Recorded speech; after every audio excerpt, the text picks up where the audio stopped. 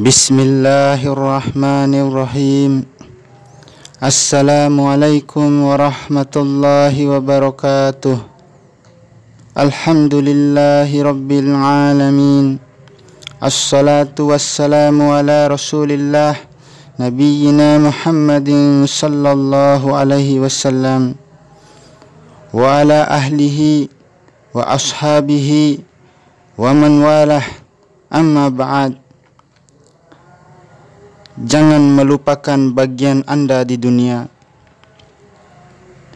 Saya membayangkan keadaan orang-orang yang menekuni dunia sufi dan zuhud. Saya melihat kebanyakan berjalan tidak seirama dengan syariat.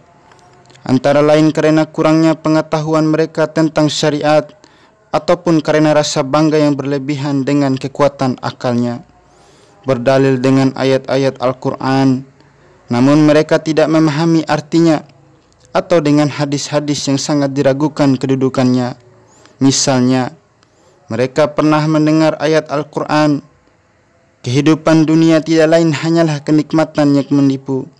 Quran Surah Ali Imran ayat 185. Atau firman Allah Subhanahu wa Ta'ala yang lainnya, sesungguhnya kehidupan dunia hanyalah permainan dan senda gurau. Quran Surah Muhammad ayat 36. Mereka pun mendengar sabda Rasulullah sallallahu alaihi wasallam, sesungguhnya dunia bagi Allah laksana bangkai kambing bagi pemiliknya. Mereka kemudian tidak mau mendekati dunia dan memperlakukannya secara berlebihan tanpa berusaha mencari hakikat firman dan sabda itu. Sesungguhnya orang yang tak mengerti hakikat sesuatu tiada berhak memuji atau mencelanya. Jika kita meneliti dan melihat dunia ini, akan kita dapati bumi yang terbentang ini menumbuhkan makanan yang berlimpah dari dalam tanahnya, dan di situ pula lah orang-orang yang telah meninggal dunia dikuburkan. Akan tetapi hal itu tidaklah menjadikan bumi tercela, karena itu pun merupakan kemaslahatan pula. Kita juga melihat air mengalir di atasnya, tanaman-tanaman yang hijau tumbuh di tanah yang subur, dan binatang-binatang berkeliaran sebagai karunia bagi anak cucu Adam. Oleh karena itu, wajiblah bagi setiap orang untuk menjaga kelestariannya. Kita melihat pula bahwa Bani Adam diciptakan secara khusus untuk mengenali Tuhannya, taat dan mengabdi kepadanya. Jika kita menjaga kelestarian bumi demi mendorong manusia untuk mengenal Tuhannya, maka hal itu sangatlah terpuji dan tiada tercela. Tampaklah bagi kita saat ini adalah tercela jika dunia justru diselewengkan, seperti yang pernah dilakukan oleh orang-orang yang bodoh dan berbuat maksiat di muka bumi. Sesungguhnya orang yang memiliki harta yang banyak dan mengeluarkan zakatnya, hal itu tidaklah tercela. Kita mengetahui berapa banyak harta yang ditinggalkan oleh Zubair bin Awam dan Abdurrahman bin Auf setelah kepergiannya. Sedekah Ali bin Abi Thalib pun mencapai 40.000.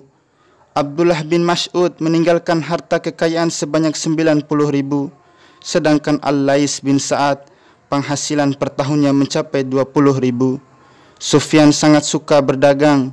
Ibnu Mahdi menghasilkan uang setiap tahunnya 2.000 dinar. Andai kata mereka menikah dan memiliki beberapa istri, tidak juga tercela. Karena bukankah Nabi juga memiliki beberapa istri? Begitu juga para sahabat. Ali memiliki 4 orang istri, 4 dan 17 pelayan wanita. Sedangkan Hasan beristrikan sekitar 400-an orang, tentunya dengan melalui proses talak. Sesungguhnya pencarian orang tua akan seorang istri untuk anak-anaknya merupakan puncak pengabdian dan ibadahnya. Jika ia menginginkan kenikmatan-kenikmatan dalam berkeluarga, maka hal itu sangatlah dibolehkan dan mubah, yang kemudian akan melahirkan ibadah-ibadah yang lainnya, seperti menjaga dirinya dari kelakuan-kelakuan keji. Demikian pula bisa menghindarkan istrinya dari hal itu, Nabi Musa menyumbangkan umurnya selama 10 tahun sebagai mahar untuk anak Nabi Shu'aib. Andai kata menikah bukan suatu hal yang sangat terpuji dalam Islam, niscaya para nabi terdahulu tiada akan kawin. Bahkan Ibnu Abbas berkata, sebaik-baik umat ini adalah mereka yang mampu kawin dengan beberapa perempuan dan mampu berbuat adil. Sariyah Ar-Rabi bin Qaisam berkata, Rabbi melakukan azl, adapun makan dan minum tidak ditujukan kecuali untuk menguatkan badan dalam rangka berbakti kepada Allah, dan wajib bagi pemilik unta untuk memeliharanya sebaik-baiknya agar bisa ditunggangi. Rasulullah sallallahu alaihi wasallam selalu makan dari apa yang dia dapat. Jika mendapatkan daging, dimakannya. Dia pun makan daging ayam. Makanan kesukaannya adalah yang manis-manis dan madu. Tak pernah diriwayatkan bahwa dia mencegah dirinya dari hal yang mubah. Dia hanya membenci makan yang melebihi batas kenyang yang wajar dan tidak menyukai pakaian yang menunjukkan kesombongan. Memang banyak orang yang puas dengan segala yang sangat sederhana karena mungkin dia memang sulit mendapatkan yang halal. Padahal jika mungkin, bukankah Rasulullah sallallahu alaihi wasallam juga memakai pakaian seharga 27 binatang ternak? Tamim Al-Dari memiliki tempat tinggal seharga 1000 dinar yang dia pakai untuk sembahyang di malam hari. Di masa berikutnya, bermunculanlah banyak orang yang berpura-pura zuhud. Mereka membentuk kelompok-kelompok yang diisi dengan kegiatan yang mereka buat-buat sendiri. Mereka menghiasi perilaku mereka dengan dalil-dalil. Padahal manusia yang memiliki visi dan pandangan yang benar akan mengikuti dalil dan bukan malah membuat dalil. Mereka terbagi lagi ke dalam beberapa kelompok. Ada yang berpura-pura zuhud secara lahiriah, namun batinnya tidak zuhud. Mereka menikmati keindahan syahwatnya dan larut dalam nafsu dikala sendiri. Mereka memperlihatkan kesufian dan kezuhudannya kepada orang lain dengan cara berpakaiannya. Akan tetapi, hanya pakaian mereka sajalah yang zuhud. Sebenarnya, mereka lebih angkuh daripada Fir'aun. Ada pula yang baik batinnya, namun tidak memahami syariat. Sebagian yang lainnya membuat-buat tarekat, sehingga banyak orang-orang yang bodoh mengikuti tarekat yang mereka dirikan. Mereka adalah orang-orang buta yang dituntun oleh orang buta pula.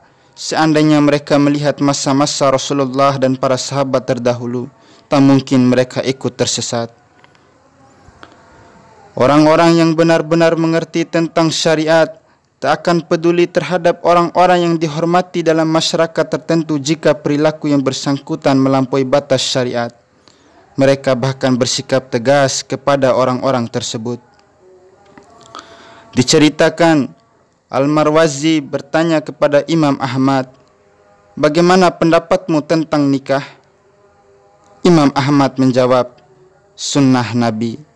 Al-Mawarzi berkata, hal itu pernah juga dikatakan oleh Ibrahim. Imam Ahmad meradang, "Kami datang bersama orang-orang jalanan. Kemudian dikatakan kepada Imam Ahmad bahwa Syari As-Sakti berkata, ketika Allah menciptakan huruf-huruf, alif berdiri dan ba bersujud. Kemudian Imam Ahmad berkata, singkirkan semua orang darinya. Ketahuilah bahwa orang-orang yang paham tentang hakikat tidak akan pernah bergeming ketika disebutkan nama besar kepada mereka. Sebagaimana seseorang berkata kepada Ali bin Abi Thalib, apakah engkau menyangka bahwa kami menganggap Talhah dan Az-Zubair berada di jalan yang salah? Ali menjawab, sesungguhnya kebenaran tidak diukur dengan nama seseorang. Ketahuilah kebenaran, niscaya engkau akan tahu siapa yang berada di atas jalannya. Aneh memang, banyak orang yang terlalu menaruh hormat kepada seseorang, hingga jika syariat disampaikan kepadanya, mereka yang bodoh langsung saja menerimanya atas dasar rasa hormat yang tidak benar dari lubuk hatinya. Pernah diceritakan oleh Abu Yazid, aku pernah tertipu oleh nafsuku, sehingga aku bersumpah untuk tidak meneguk air selama setahun. Jika hal itu benar dikatakannya, sungguh merupakan kesalahan besar dan kekeliruan yang menyesatkan. Oleh karena airlah yang berguna bagi pencernaan dan tidak dapat digantikan oleh apapun. Jika ia tidak minum, artinya ia telah menyiksa dirinya sendiri.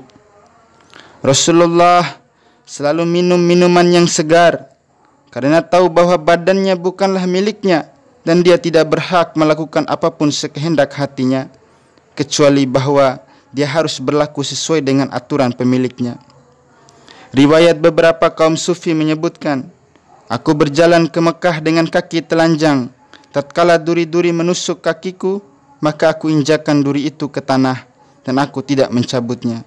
Sementara itu, aku memiliki alat pembersih yang aku gunakan untuk membersihkan mataku ketika sakit, hingga buta salah satu mataku. Masih banyak contoh yang lainnya.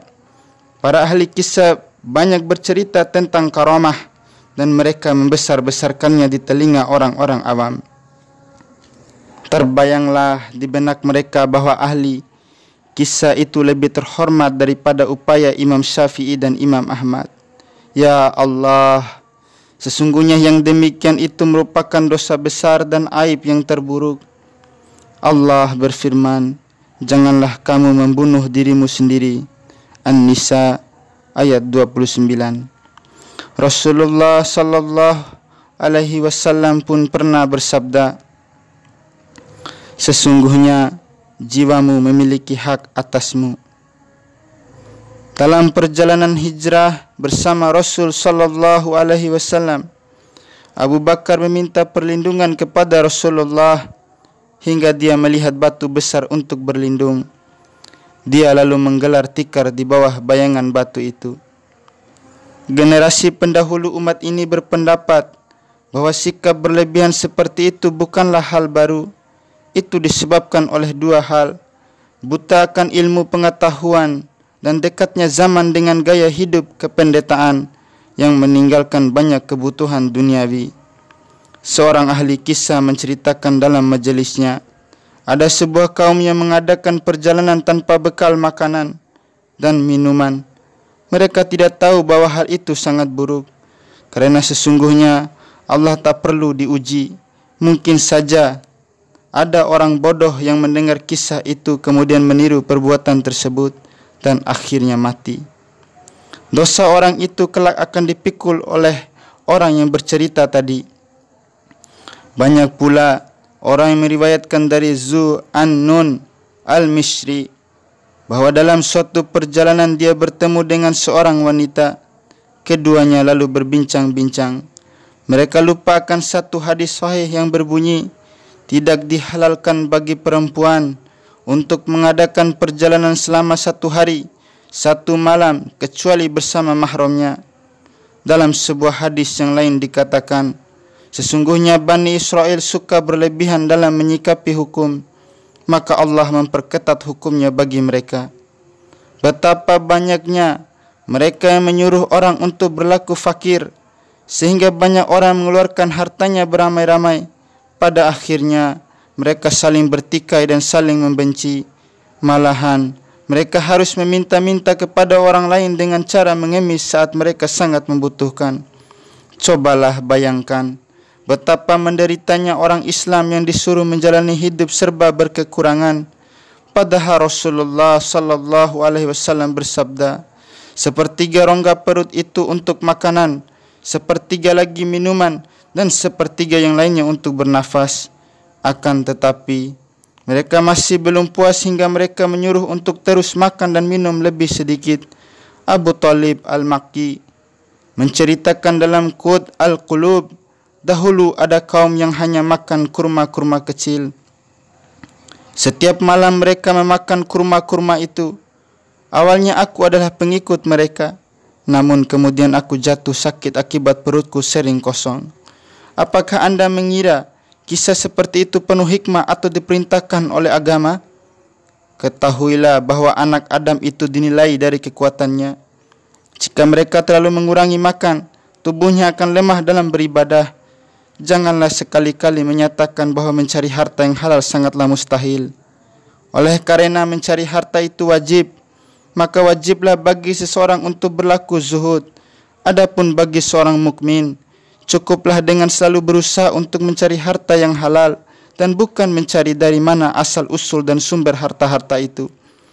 Jika kita masuk ke kota-kota di Romawi, akan kita temukan rumah-rumah minuman keras dan tempat-tempat prostitusi. Akan tetapi, semua itu menjadi halal jika kita dapat menguasainya sebagai rampasan perang. Apakah Anda menginginkan sesuatu yang halal berupa butiran-butiran emas yang dibiarkan menumpuk begitu saja setelah digali dari tambangnya? Padahal itu bukan hak Anda. Yang demikian tidaklah pernah Rasulullah anjurkan. Tidakkah Anda mendengar bahwa haram bagi Rasulullah untuk memakan sedekah? Akan tetapi, tatkala seseorang menyerahkan sedekah itu kepada Barirah dalam bentuk daging kemudian dihadiahkan kepada dia, boleh baginya memakan barang itu karena sudah berubah statusnya. Imam Ahmad bin Hanbal berkata, aku tidak suka makan terlalu sedikit karena banyak orang yang melakukannya hingga mereka menjadi sangat lemah untuk melakukan hal-hal yang fardu. Apa yang dikatakan Imam Ahmad benar. Orang yang selalu makan terlalu sedikit akan tidak mampu melakukan hal-hal yang sunnah, juga lemah untuk melakukan sholat fardu.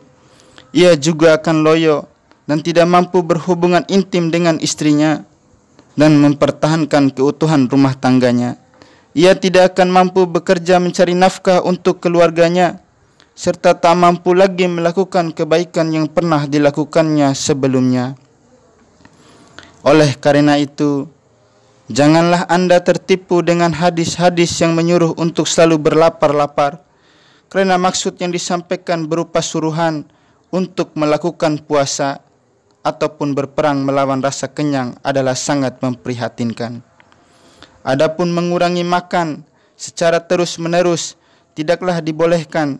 Dengarlah apa yang saya katakan dan janganlah Anda membantah dengan mengemukakan pendapat-pendapat orang lain. Seperti menurut Bashar atau Ibrahim bin Adham berpendapat, sungguh orang yang bersandar kepada hujjah yang datang dari Rasulullah dan para sahabatnya jauh lebih kuat. Namun demikian, kita harus selalu berbaik sangka terhadap apa yang mereka kerjakan. Saya ingat beberapa orang guru meriwayatkan dari orang-orang yang sebelumnya bahwa mereka mengubur kitab-kitab mereka. Saya kemudian bertanya kepada mereka, apa maksud dari semua ini? Jawabnya, lebih baik kita diam dengan isyarat bahwa ini akibat kebodohan pelakunya. Saya berusaha mencari alasan kenapa kira-kira mereka melakukan hal yang demikian. Saya katakan, mungkin saja dalam buku-buku itu ada hal-hal yang menyesatkan dan mereka tidak menghendaki orang setelah mereka tersesat akibat buku-buku tersebut.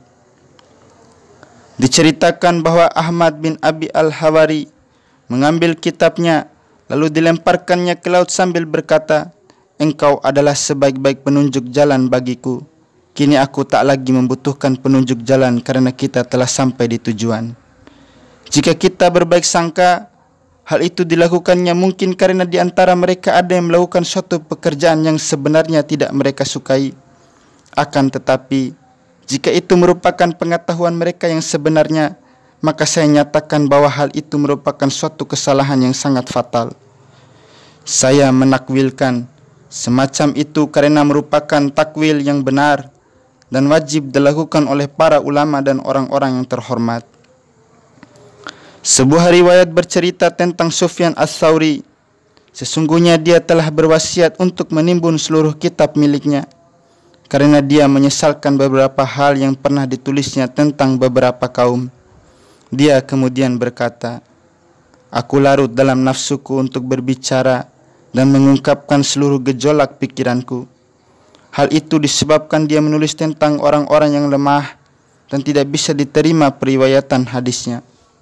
Di saat merasa sangat kesulitan untuk membedakan mana yang baik dan yang buruk, dia berwasiat agar seluruh kitabnya ditimbun di dalam tanah.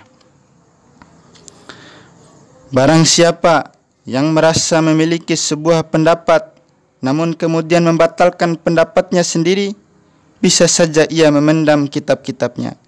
Itulah prasangka baik kita terhadap para ulama tersebut.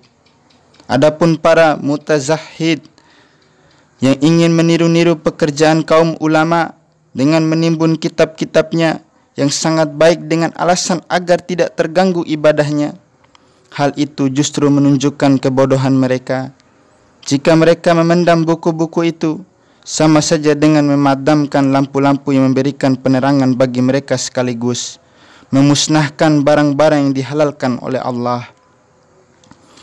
Di antara orang yang melakukan penguburan terhadap kitab-kitabnya ialah Yusuf bin Asbat, akan tetapi kemudian dia tidak sabar untuk meriwayatkan hadis. Yang terjadi justru dia tidak kuat lagi hafalannya, sehingga dikenal di kalangan ahli hadis sebagai orang yang lemah dan tidak diterima periwayatan hadisnya. Diriwayatkan bahwa Su'aib bin Yusuf bertanya kepada Yusuf bin Asbat, "Kenapa engkau pendam semua kitab-kitab engkau?" Dia menjawab, "Saya datang ke tanah suci ini tatkala banjir melanda.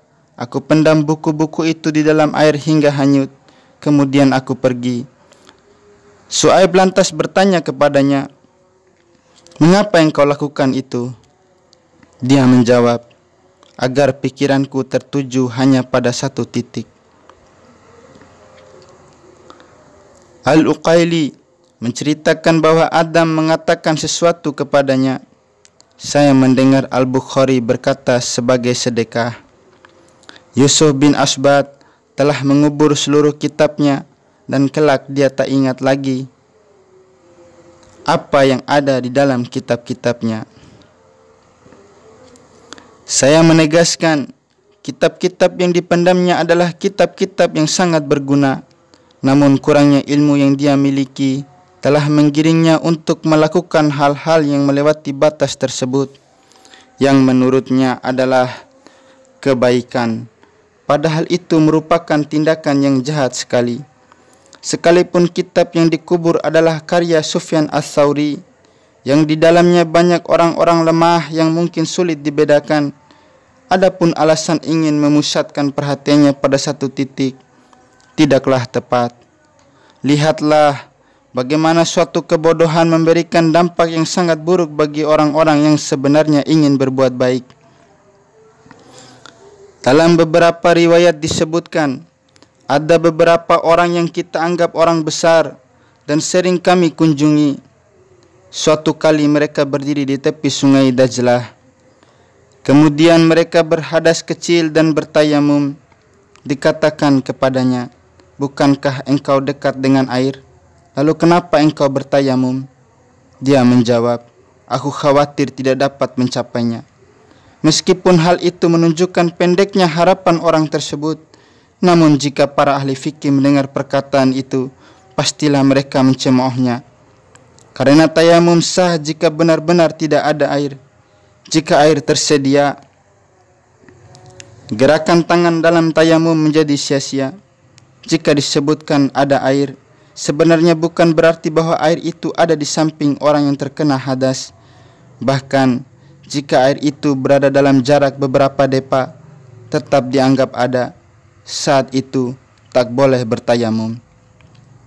Barang siapa yang merenungkan kejadian ini, hendaknya memahami bahwa seseorang yang paham fikih, walaupun sedikit pengikutnya atau bahkan habis pengikutnya setelah kematiannya, akan lebih baik dari orang-orang yang dimintai barakahnya dan jenazahnya diantar oleh pelayat yang tak terhitung jumlahnya.